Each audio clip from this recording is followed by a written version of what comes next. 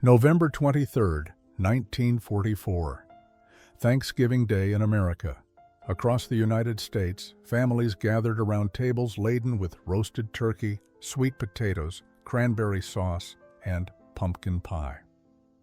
In homes from California to Maine, the war seemed distant for just one day as Americans gave thanks for their blessings. But in a small prisoner of war camp outside Springfield, Massachusetts, something unprecedented was about to happen.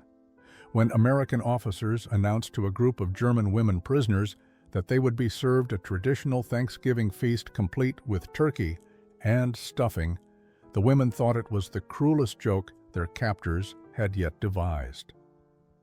These weren't ordinary prisoners, they were members of the German Women's Auxiliary Corps, captured during the Allied advance through France in the autumn of 1944. Young women who had served the Third Reich as radio operators, nurses, and administrative personnel, now facing their first American holiday in captivity. What could possibly make enemy soldiers believe that their captors would waste precious wartime resources on a feast for prisoners? Before we discover what happened in that mess hall, tell us where you're watching from in the comments below. The announcement had come that morning during roll call. Captain Robert Mitchell, the camp commander, stood before the assembled women with an interpreter at his side. His weather-beaten face showed neither cruelty nor excessive kindness, just the practiced neutrality of a career military man doing an unusual job. "Ladies," he began, and the interpreter translated into German. "Tomorrow is Thanksgiving, an American holiday of gratitude and celebration. You will join us for a traditional meal, turkey with all the trimmings." The German women stood in their neat rows, faces carefully blank. But their eyes told a different story. Some showed confusion, others suspicion. A few revealed something more dangerous, hope, quickly suppressed. 22-year-old Greta Hoffman, standing in the second row, felt her stomach clench. She had been hungry for so long that the word turkey seemed like a word from another language, one she had forgotten how to speak. Back in Hamburg, her family had been living on ration cards that grew thinner each month. Meat was a memory. Bread was fought over. And here was an American officer speaking casually about turkey as if it were nothing remarkable at all. Beside her, Liesel Werner let out a quiet sound that might have been a laugh or might have been something closer to despair. "They're mocking us," she whispered in German, her lips barely moving. "Trying to break our spirits by describing food we'll never see." But Anneliese Koch, standing just behind them, wasn't so sure. She had been watching the Americans for 2 months now, studying them the way she had once studied radio frequencies. These people didn't seem to understand cruelty the way she had been taught to expect. They were strange. In their casualness, their smiles, their inexplicable kindness. Maybe, she thought, but didn't dare say aloud, maybe they were telling the truth. The thought terrified her more than any threat could have. September 15, 1944. 2 months before that impossible Thanksgiving announcement. The transport truck rolled through the gates of the Springfield camp carrying its unusual cargo.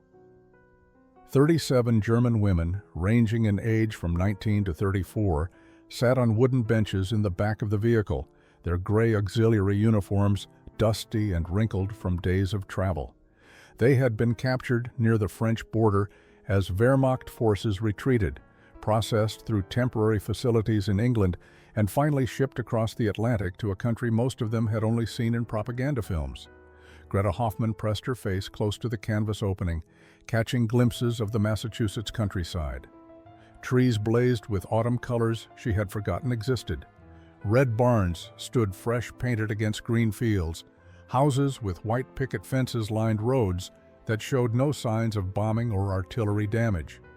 It was as if the war existed in some other dimension, never touching this place.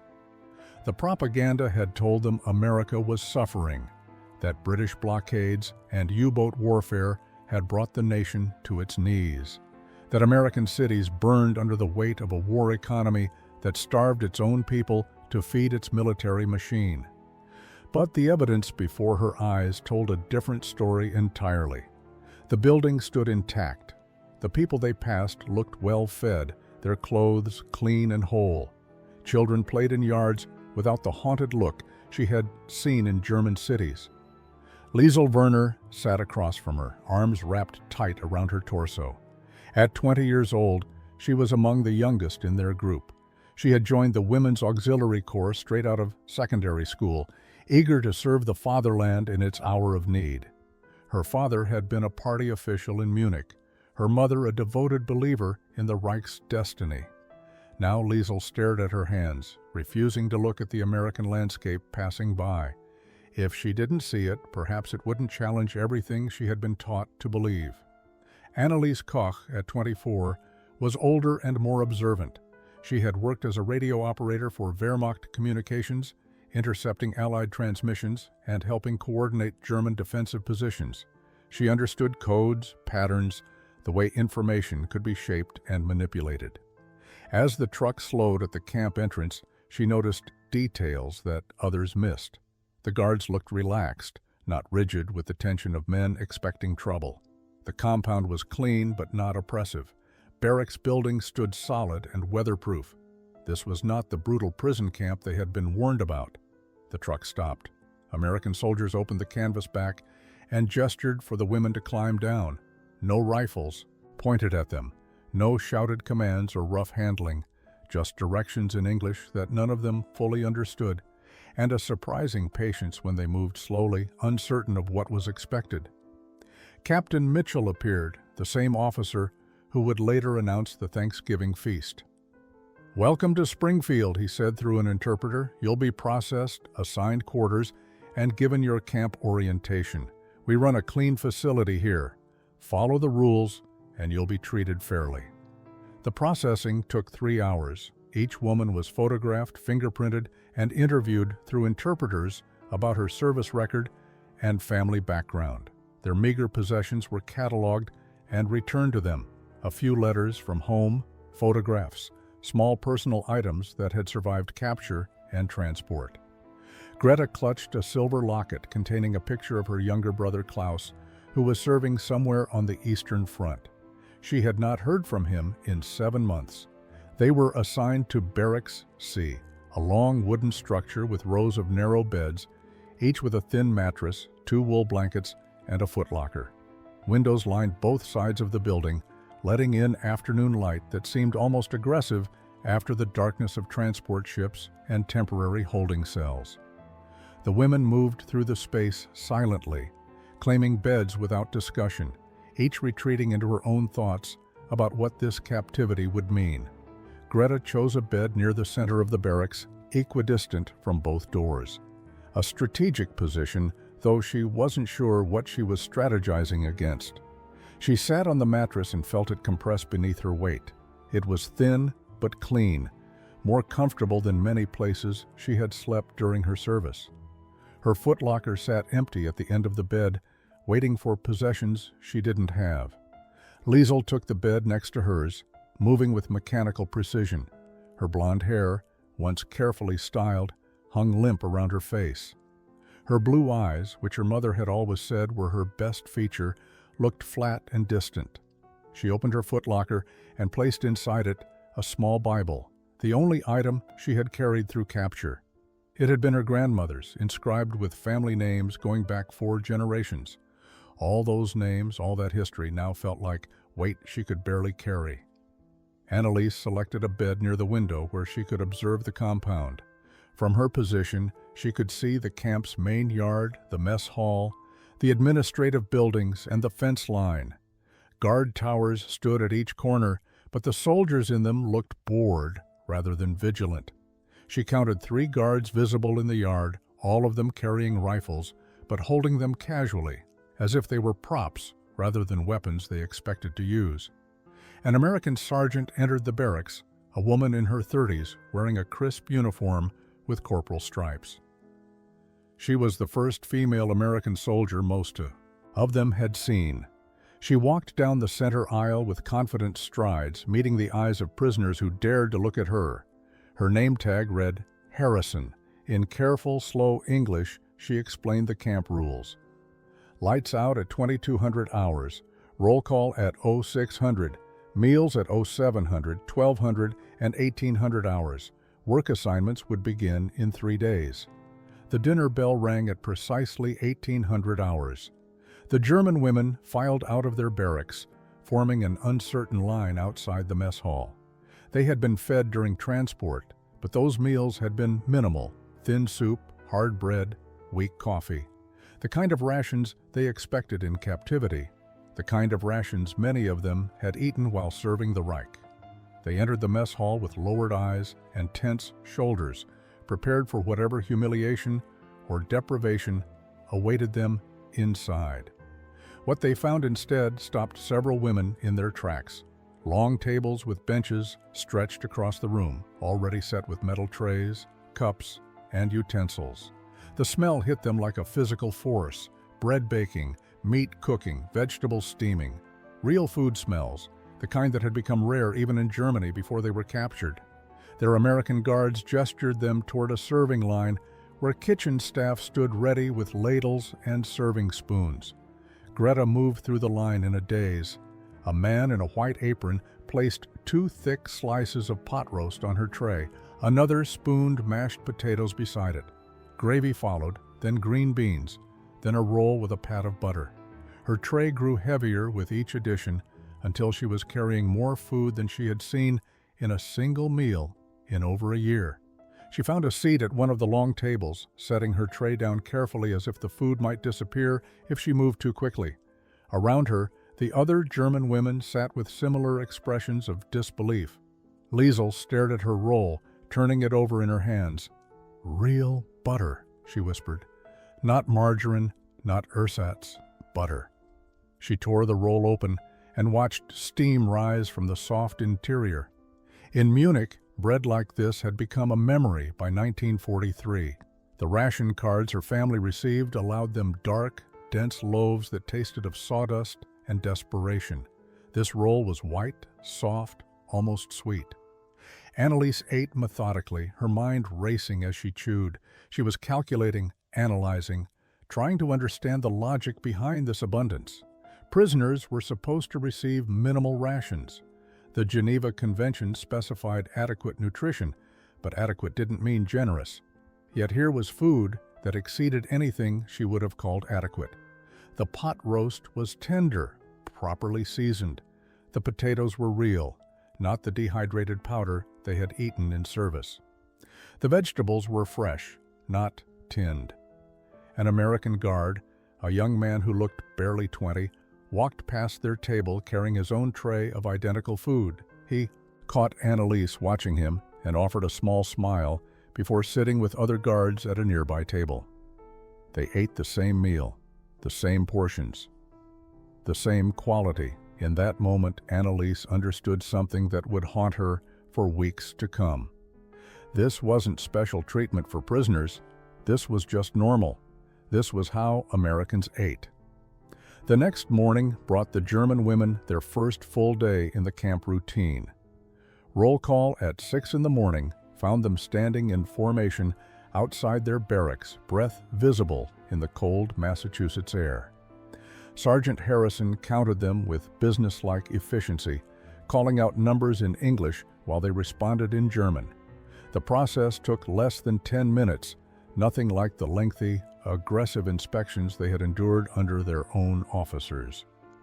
After roll call, they were escorted to the mess hall for breakfast. Greta had barely slept, her mind spinning with confusion about the previous night's meal.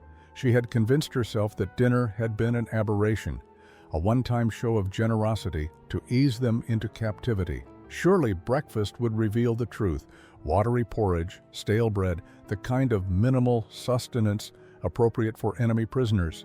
Instead, she found herself staring at scrambled eggs, bacon, toast with jam, and coffee that actually smelled like coffee rather than the roasted grain substitute she had drunk for the past 2 years. The guard manning the serving line was a tall man with dark hair and an easy smile. His name tag identified him as Private Torres. He spoke to each prisoner as they passed, even though none of them understood his English words. "Good morning," he said cheerfully to Greta. "Hope you're hungry." She nodded uncertainly, and he placed an extra strip of bacon on her plate with a wink. The gesture was so casual, so unmarked by hostility or condescension, that she felt her carefully maintained composure crack slightly. Liesel accepted her tray with trembling hands. The bacon alone represented more meat than her family's weekly ration in Munich. She carried her food to a table and sat down, but found she couldn't eat. The abundance felt wrong, obscene somehow. Her mother's last letter, received 3 months before her capture, had described standing in line for 4 hours to receive a half loaf of bread and a small portion of margarine. And here Liesel sat, an enemy prisoner being served bacon as if it were nothing remarkable. Private Torres noticed her distress. He approached the table with a cup of water, setting it down beside her tray. "You okay, miss?" His voice was gentle despite the language barrier. Liesel looked up at him, this young American with concerned eyes, and felt something shift inside her chest. He wasn't supposed to care.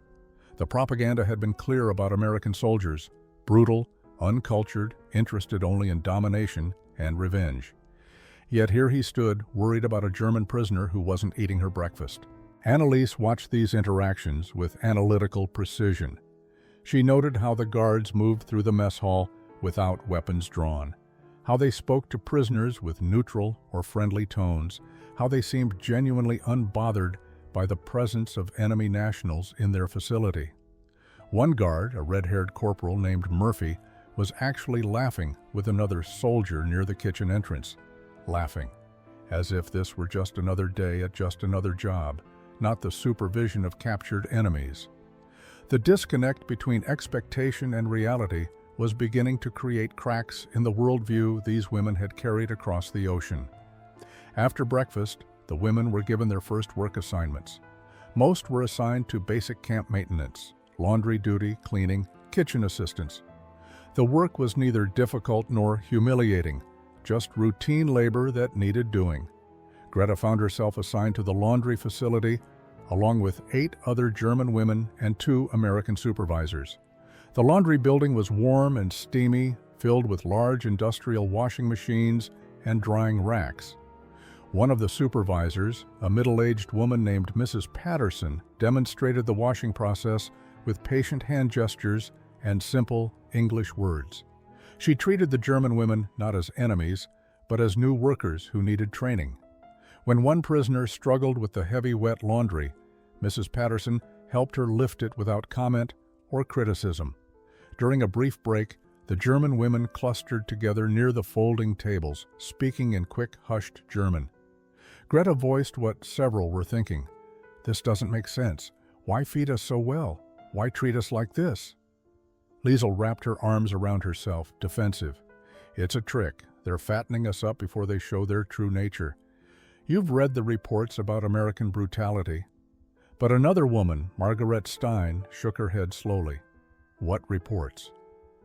"Propaganda reports written by people who had never met an American. I've been watching them. They treat each other the same way they treat us, casually, without excessive formality. This might just be how they are." The suggestion was met with uncomfortable silence. If this was simply how Americans behaved, then everything they had been told was a lie. And if they had been lied to about this, what else had been false? Anneliese had been assigned to the administrative building, helping to organize supply records under the supervision of Lieutenant Sarah Chen, a Chinese-American officer whose very existence challenged German assumptions about American society. Lieutenant Chen was efficient, intelligent, and treated Anneliese with professional courtesy. She explained tasks clearly, checked work without hovering, and even thanked Anneliese when she completed assignments accurately. During the lunch break, Anneliese sat in the mess hall, picking at another generous meal: beef stew, fresh bread, salad, and apple pie for dessert. Apple pie. She watched American soldiers moving through the serving line, observed their casual interactions, their relaxed body language. These were not the tense, fearful movements of people living under deprivation. These were people who expected abundance, who took it for granted. That evening, after the workday ended, the German women gathered in their barracks for the first real conversation since their arrival. The initial shock was wearing off, replaced by a desperate need to understand what they were experiencing. Greta sat on her bed, surrounded by 6 other women, all speaking in low voices about the same troubling observations. "The food is real," one woman said. "I worked in the kitchen today. I saw the storage rooms. Meat, flour, sugar, coffee, vegetables. More than I've seen in years. It's not for show. This is what they have."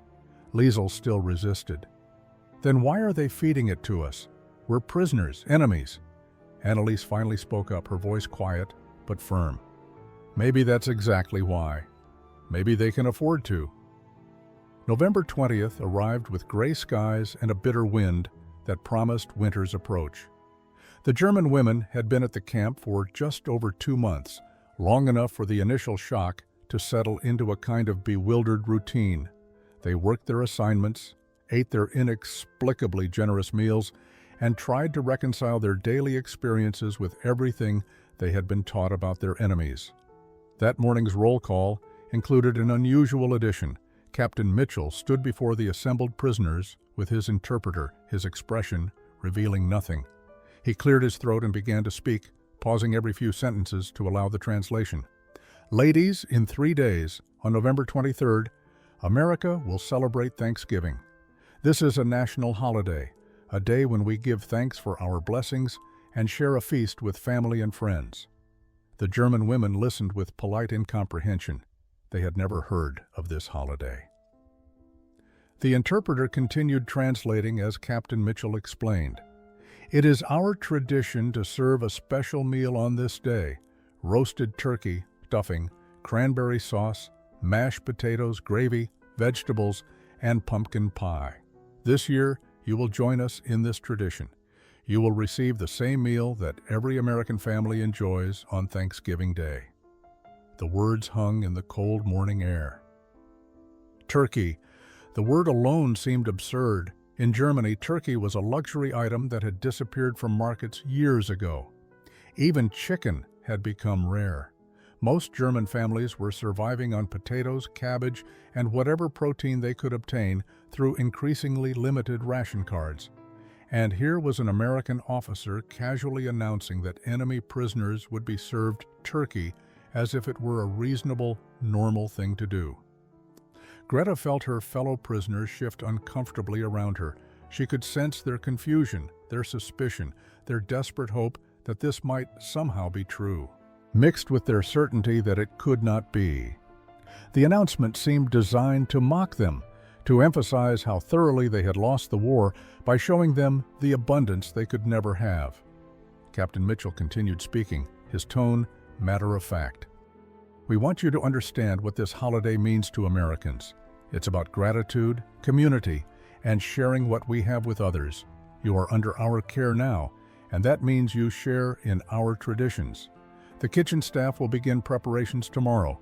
If any of you have experience with cooking and wish to help with preparations, you may volunteer." The assembly was dismissed. The women walked back to their barracks in stunned silence. Once inside, the flood of reactions broke loose. "They're insane," one woman said flatly, "either insane or cruel. Why announce a feast they have no intention of serving?" Liesel sat on her bed, her face pale. "It's psychological warfare. They want us to hope, to expect something wonderful, and then they'll give us nothing.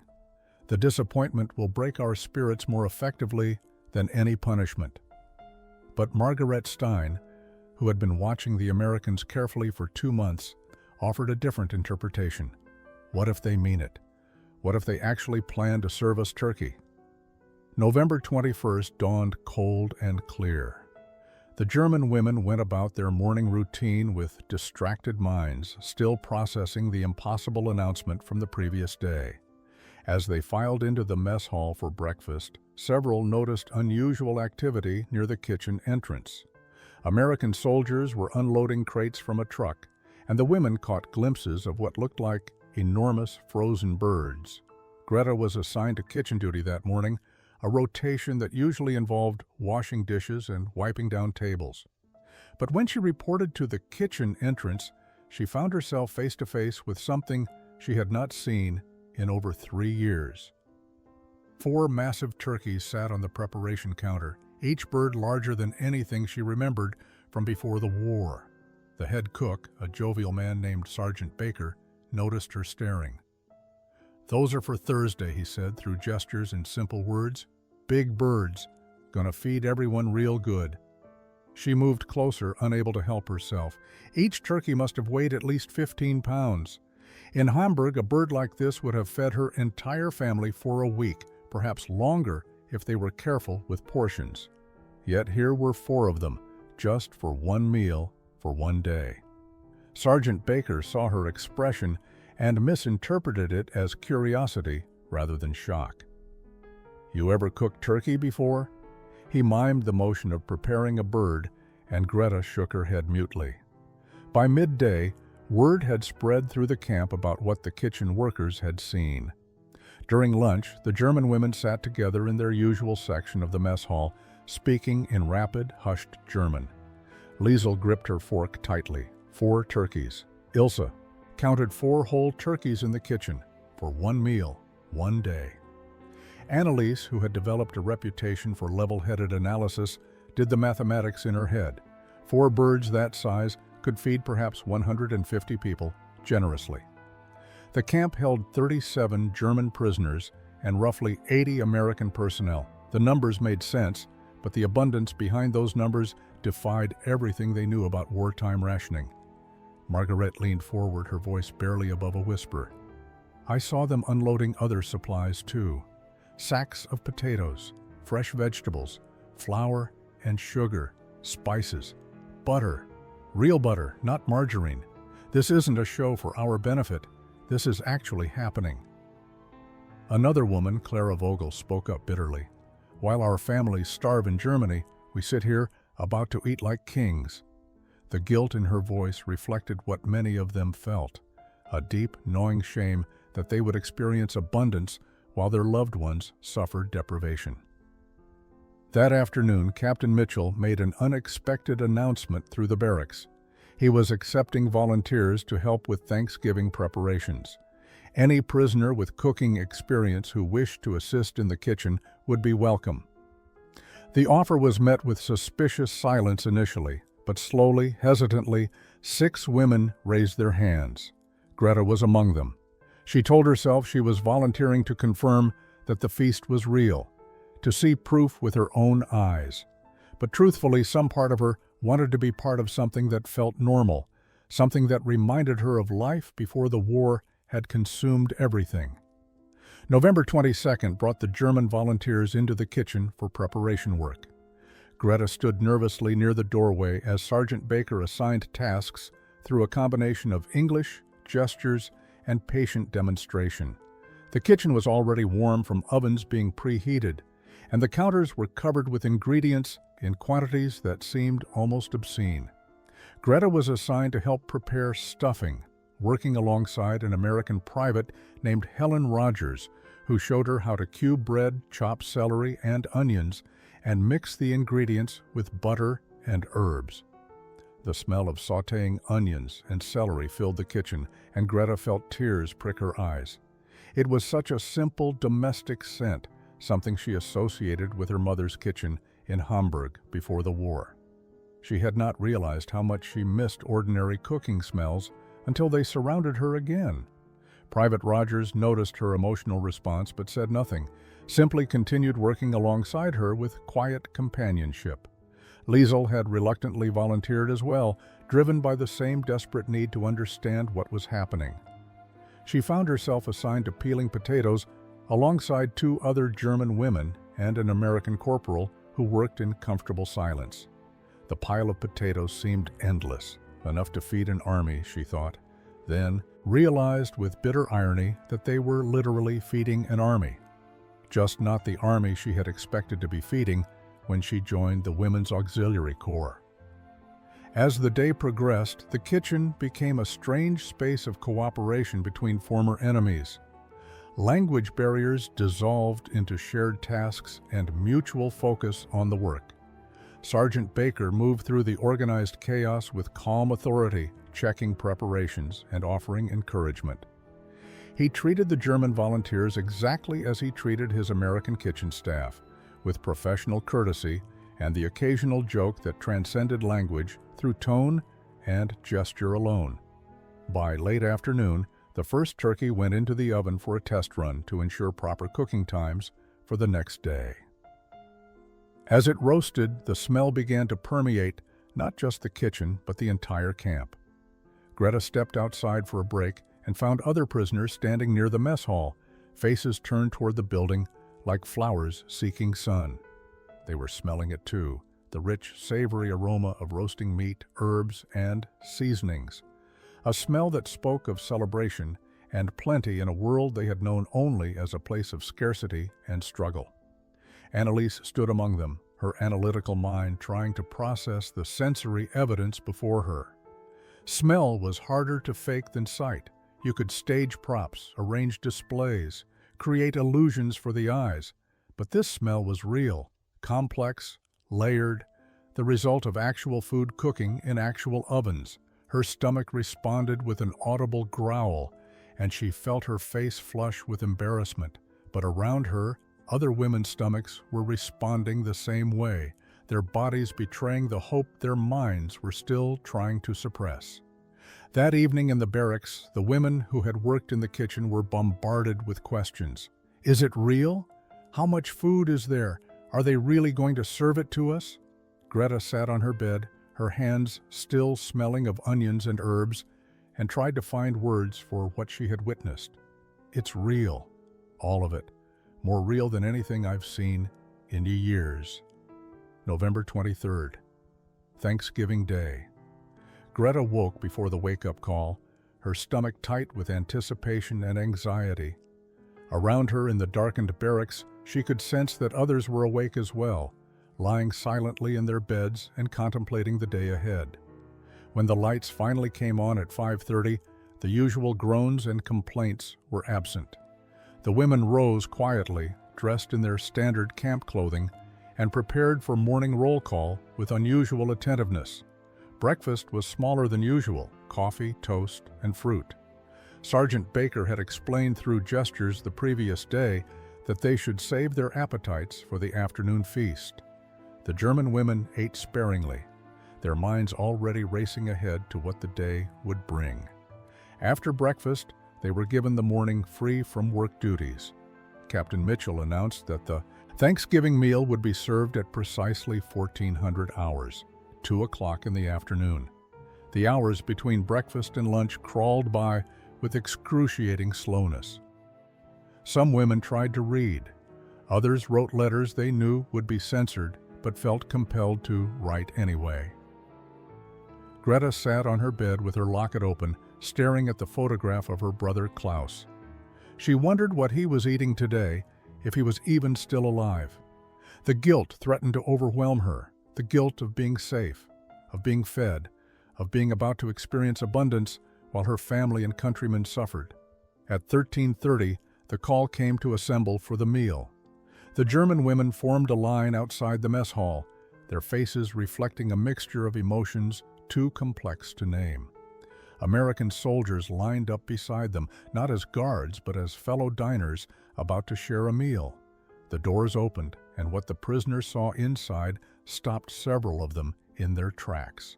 The mess hall had been transformed. Long tables were covered with white cloths. Place settings included real plates, not the usual metal trays, and cloth napkins.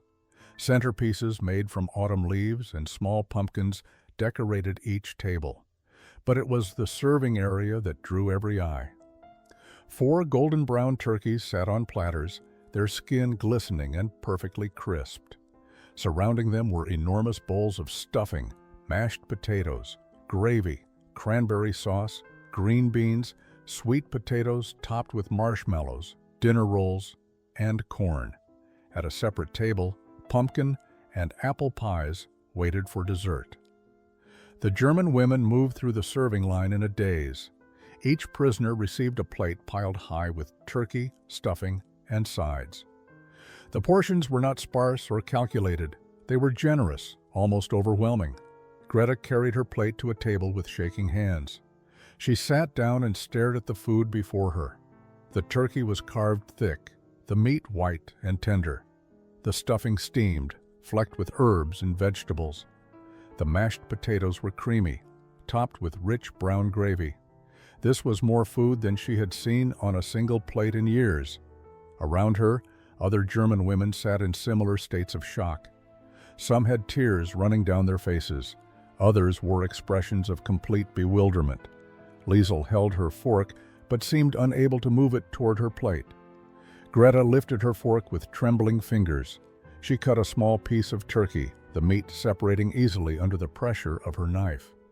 The white flesh looked impossibly tender, nothing like the tough, scarce meat she remembered from Germany. She lifted the bite to her mouth and placed it on her tongue. The flavor exploded across her senses, savory, perfectly seasoned, juicy. Real meat. Real, abundant, impossibly delicious meat. She closed her eyes and chewed slowly, wanting to preserve this moment, this taste, this impossible reality. Around her, other women were having their first bites. Some wept openly. Others ate in stunned silence. Clara Vogel put down her fork after one bite and covered her face with her hands, her shoulders shaking. Margaret reached over and touched her arm gently, offering wordless comfort for feelings none of them could adequately express. This meal was breaking something inside them, some wall they had built around their understanding of the world, their place in it, and the nature of their enemies. Liesel forced herself to take a bite of stuffing. The bread was soft, the herbs fragrant, the butter rich. She thought of her mother standing in line for hours to receive a single loaf of dark bread. She thought of her younger sister, only 14 years old, who had written about being constantly hungry, and here sat Liesel, an enemy prisoner, eating stuffing made with real butter and fresh herbs, as if such things were common and unremarkable. Anneliese ate methodically, her mind racing even as she consumed the generous meal. She had been analyzing the Americans for 2 months, trying to understand their logic, their strategy. But this feast demolished her analytical framework entirely. This was not strategy. This was not psychological warfare. This was simply what Americans did. They celebrated abundance by sharing it. Even with their enemies, especially with their enemies, the implications were staggering. American soldiers sat at nearby tables eating the same meal. Private Torres caught Greta's eye and smiled, raising his coffee cup in a friendly toast. The gesture was so casual, so unmarked by hostility, that Greta found herself automatically lifting her own cup in response. She was toasting with an American soldier. She was sharing a feast with the enemy. And somehow, in this moment, neither of those facts carried the weight they should have. Captain Mitchell stood at the front of the hall and raised his voice to speak. The room quieted. Through the interpreter, he said words that would echo in the prisoners' memories for the rest of their lives. Today we give thanks for many things, for peace that will soon come, for the end of suffering, for the chance to show that even enemies can share a table, share a meal, and remember that we are all human beings first. The interpreter's German translation carried through the hall. Several prisoners wiped tears from their faces. The meal continued for over an hour. After the initial shock wore off, the German women began to actually eat rather than simply stare at their plates. Conversation started quietly, first among the prisoners themselves, then gradually extending to nearby American soldiers. Language barriers remained, but food created its own vocabulary. A soldier offered to pass the gravy to a German prisoner. A prisoner offered to cut a pie for an American corporal. Small gestures of civility that would have been impossible weeks earlier. Greta found herself sitting across from Private Morrison, a young soldier from Iowa who had been part of the kitchen crew. He attempted conversation in slow, simple English. Good, yes? He pointed at the turkey. She nodded, searching for the English words she had been learning. Very good, thank you. His face lit up with pleasure at her attempt to communicate. He pointed to himself, James, then gestured to her questioningly. Greta, she said softly. He repeated her name carefully, pronouncing it correctly on the first try. Sergeant Baker emerged from the kitchen carrying additional pies to enthusiastic applause from both American and German diners. He bowed theatrically, bringing laughter to the room. The sound of that laughter, genuine, shared between former enemies, felt revolutionary. Greta could not remember the last time she had laughed. Laughter had become something from another lifetime, before the war consumed everything. Liesel watched these interactions with conflicted feelings.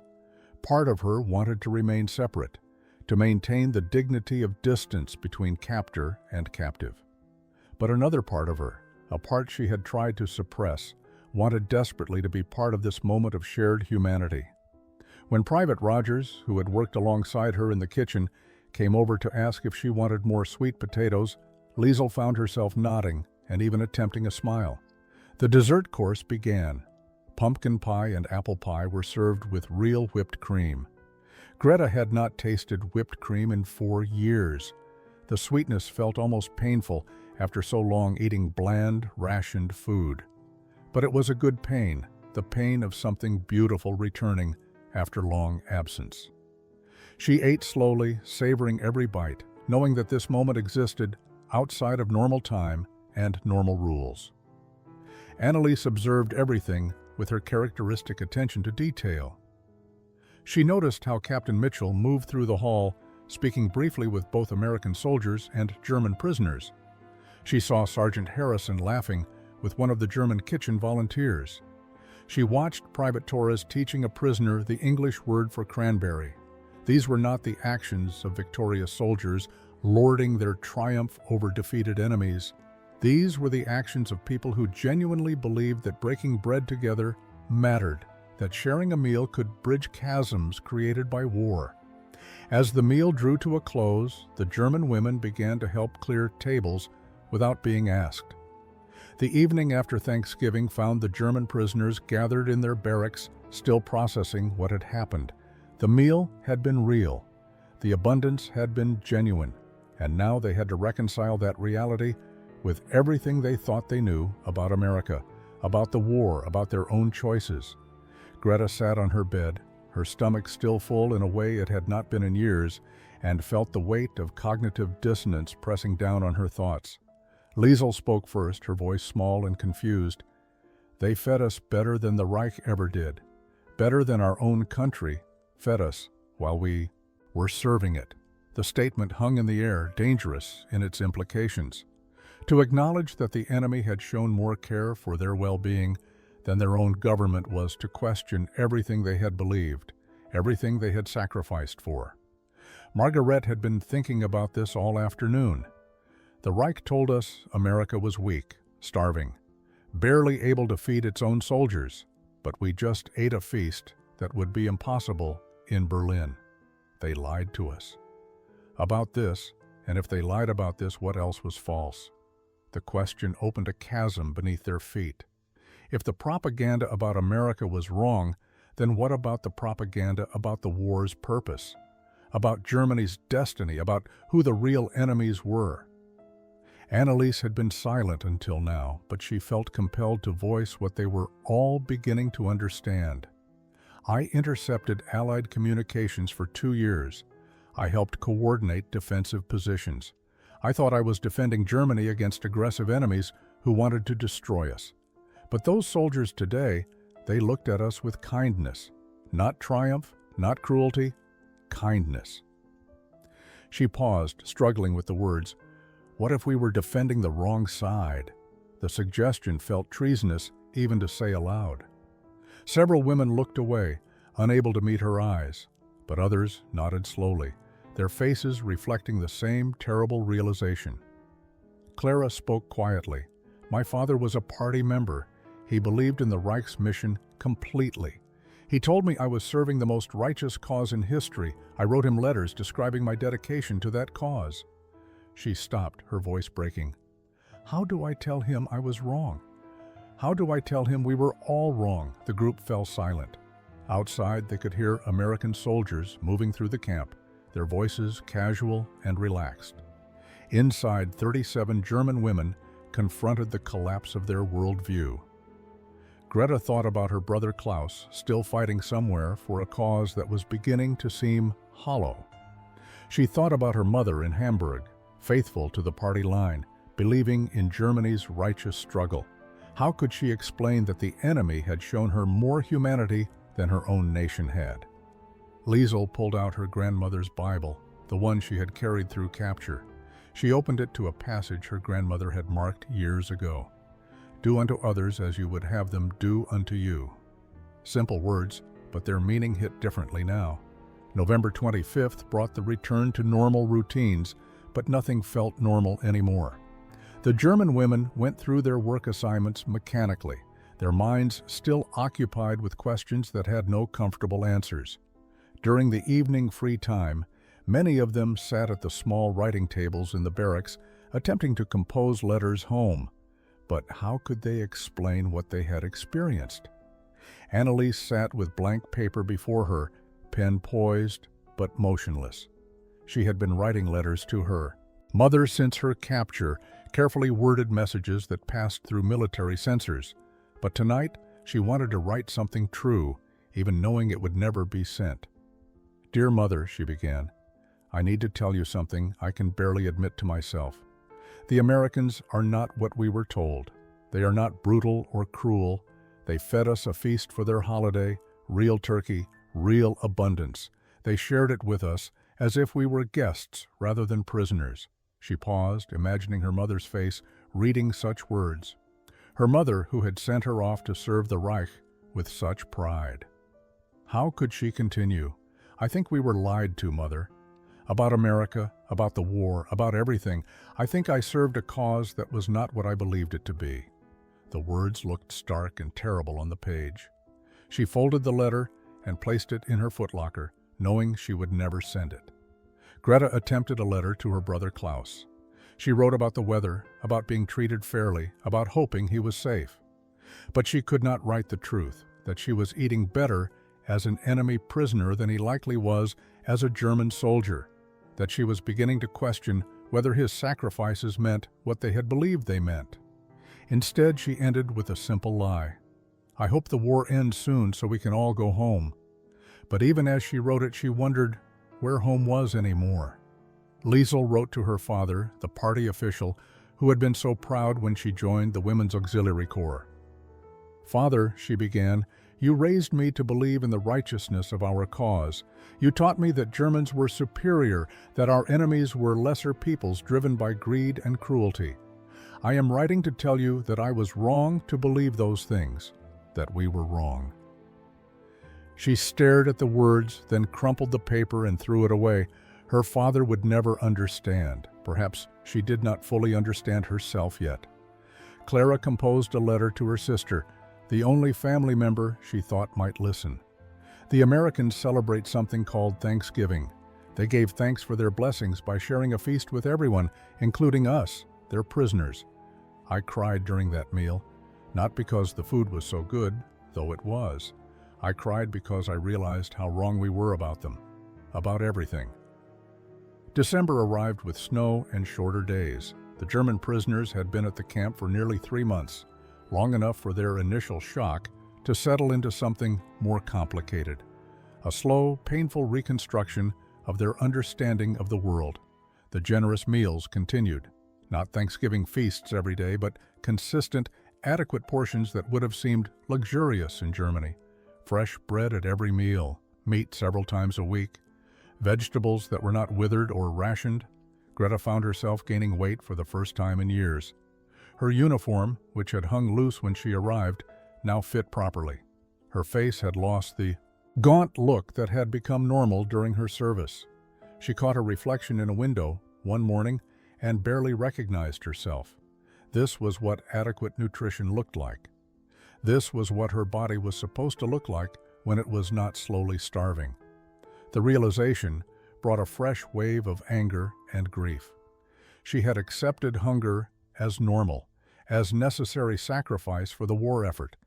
She had believed the Reich when it said resources must go to the front lines, that civilians and support personnel must make do with less. But here was proof that such deprivation had not been necessary at all. America was fighting the same war, sending soldiers to the same battlefields, and yet still feeding its people, even its enemy prisoners, with abundance. Liesel was struggling with her faith. She had grown up believing that God favored Germany's cause, that they were fighting for Christian civilization against godless enemies. But the Americans were clearly Christian. She had heard them singing hymns on Sundays. She had watched their chaplain moving through the camp with gentle authority. If God was on Germany's side, why were the Americans showing more Christian charity than Germans had shown anyone? She approached the camp chaplain, Father William O'Brien, one afternoon during recreation time. Through an interpreter, she asked him questions that had been burning inside her. "Why do you treat us kindly when we are your enemies?" Father O'Brien listened carefully before responding. "Because Christ taught us to love our enemies, to feed the hungry, even if they once wished us harm." His answer was simple, but devastating in its implications. Annalise had been assigned to help Lieutenant Chen with administrative work. She had access to newspapers now, and she read them voraciously, trying to understand how Americans viewed the war. The articles spoke of fighting tyranny, of liberating oppressed peoples, of defending human dignity. The language was so different from German propaganda, which had spoken of racial destiny, of Lebensraum, of the right of the strong to dominate the weak. One afternoon, Lieutenant Chen noticed her reading an article about concentration camps that Allied forces had discovered. The lieutenant said quietly in careful English, "I know this must be hard for you to see." Annalise looked up, tears in her eyes. We did not know, or maybe we did not want to know. By mid-December, something fundamental had shifted in the camp dynamics. The invisible wall between American guards and German prisoners had dissolved almost completely. Conversations happened naturally now, mixing broken English and broken German with gestures and goodwill. The prisoners no longer moved through the camp with defensive postures and downcast eyes. They walked with purpose, engaged in their work, and participated in camp life as something approaching community members rather than captives. Greta had volunteered to help in the kitchen permanently. She worked alongside Sergeant Baker and Private Rogers, learning American cooking techniques and picking up English phrases. The kitchen became her sanctuary, a place where actions mattered more than ideology, where the simple work of preparing food created something valuable and real. She found herself laughing at Sergeant Baker's jokes, even when she did not fully understand the words. One morning, while kneading dough for bread, she had a realization that stopped her hands mid-motion. She was happy. For the first time in years, perhaps for the first time since the war began, she felt something approaching happiness. The feeling brought immediate guilt. How could she be happy when her family suffered, when her country lay in ruins, when so many had died? But the feeling persisted anyway, stubborn and undeniable. Liesel had found unexpected friendship with Private Rogers.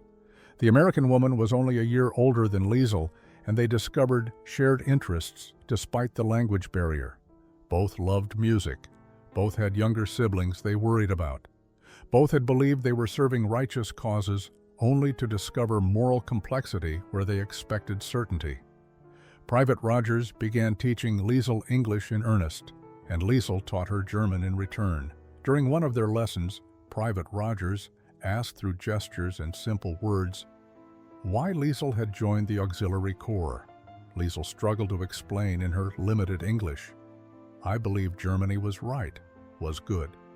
Now I think I was wrong." Private Rogers nodded with understanding rather than judgment. "My brother fought in France. He came home different. War makes everyone question everything." The compassion in her voice brought tears to Liesel's eyes. Annalise had developed a reputation as the most fluent English speaker among the prisoners. She served as an unofficial translator, helping bridge communications between the German women and American staff. Lieutenant Chen had begun giving her increasingly complex assignments, trusting her with sensitive documents and important administrative tasks. The trust felt both validating and painful. Validating because she was being treated as capable and reliable, painful because she had not received such respect from her own officers in the German military. She wrote in a private journal one evening words she would never share. "I came here as an enemy. I remain here as something I have no words for, not quite prisoner, not quite free, not German anymore in the way I was, not American, though I begin to understand them."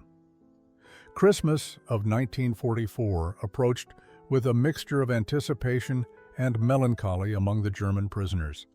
This would be their first Christmas in captivity, far from families and homeland, celebrating with the very people they had been trained to consider enemies.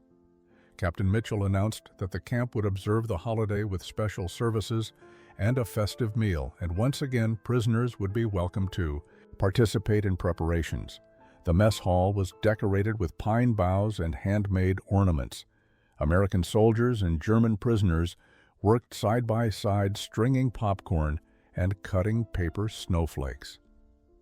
The activity felt surreal to Greta, creating Christmas decorations with enemy soldiers as if they were neighbors preparing for a community celebration. Yet the normalcy of it all was precisely what made it powerful. This was not the harsh, militaristic Christmas she had experienced under the Reich, with its emphasis on duty and sacrifice. This was gentler, more human, focused on joy rather than obligation. On Christmas Eve, Father O'Brien conducted a service in the chapel. He invited any prisoners who wished to attend, promising that the service would be in both English and German. Nearly all 37 German women came, along with most of the American personnel. They sang Silent Night together, first in English, then in German, the two languages intertwining in harmony. Greta felt tears streaming down her face as she sang the familiar words, Stille Nacht, Heilige Nacht. This song had been sung by German soldiers and civilians for generations. Now it was being sung with American voices, creating something that transcended national boundaries. The Christmas meal was not as elaborate as Thanksgiving, but it was generous. Roasted ham, potatoes, vegetables, fresh bread, and for dessert, gingerbread cookies that reminded several prisoners of childhood Christmases before the war. Liesel bit into a cookie and tasted cinnamon and molasses, flavors she associated with her grandmother's kitchen. The taste brought memories flooding back. Christmas mornings with her family, her father reading from the Bible, her mother serving special treats they had saved for months. Those memories felt like they belonged to someone else now, to a different Liesel who had believed in certainties that no longer existed. After dinner, someone produced a harmonica, and music filled the mess hall. American folk songs that the prisoners did not know, but which carried the universal language of melody and rhythm. Then one of the German women, a young woman named Helga, began singing a German folk song. Her voice was clear and strong, carrying notes that spoke of mountains and forests and home. Other German voices joined her, creating harmonies that filled the space with longing and beauty. The Americans listened respectfully, and when the song ended, they applauded with genuine appreciation. Annalise sat near the window, watching snow fall outside in the darkness. She thought about freedom, about what it meant, and where it could be found. She was technically a prisoner, confined to this camp, unable to leave. Yet she felt freer here than she had ever felt serving the Reich, free to question, free to change her mind, free to recognize her own humanity and the humanity of supposed enemies. This paradox would have been impossible to explain to her former self, the woman who had arrived here 3 months ago. May 8th, 1945. Victory in Europe Day arrived with the same church bells and street celebrations that had marked the opening of this story. The war in Europe was over. Germany had surrendered. For the German prisoners at Springfield, the news brought a complex mixture of relief, grief, and uncertainty. The fighting was done, but what came next remained terrifyingly unclear. Repatriation would begin soon. They would be sent back to a Germany that existed only in ruins, to families they might never find, to a country that had lost everything, including its sense of identity. Captain Mitchell called an assembly to discuss their options. Through interpreters, he explained that they would be processed for return to Germany within the coming months. But he also mentioned something unusual. Given the chaos in occupied Germany and the difficulty of immediate repatriation, those who wished could apply for delayed return through displaced person status.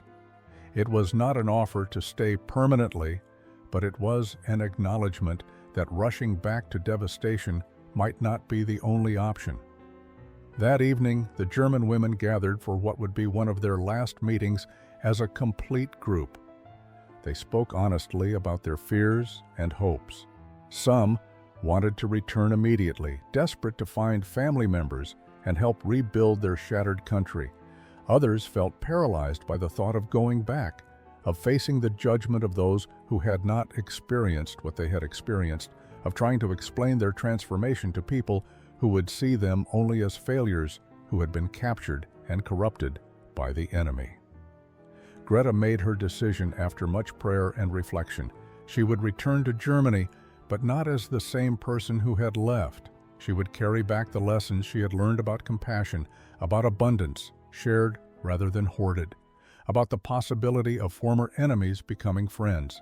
If Germany was to be rebuilt, it needed people who understood that there was a different way to live, a different way to see the world. The thought terrified her, but it also gave her purpose. Liesl chose differently. She applied for delayed repatriation, hoping to eventually immigrate to America permanently. The decision broke her heart, but she knew she could not return to the Germany she had left. That Germany no longer existed, and she was no longer the person who had served it. Private Rogers had promised to help sponsor her immigration application, offering friendship and support as Liesl navigated an uncertain future. Annalise decided to return, but to work with reconstruction efforts, specifically helping to process displaced persons and prisoners of war. Her language skills and her unique perspective, having been on both sides, would be valuable. She wanted to help other Germans understand what she had learned, to bridge the gap between enemies who needed to become allies if Europe was ever to find peace. Years later, Greta would tell her children about the Thanksgiving meal that changed her life. She would describe the moment she first bit into that turkey and realized that everything she had been taught was wrong. That story became her way of teaching them that transformation is possible, that enemies can become friends, and that sometimes the greatest freedom comes from admitting you were wrong and choosing to become something better.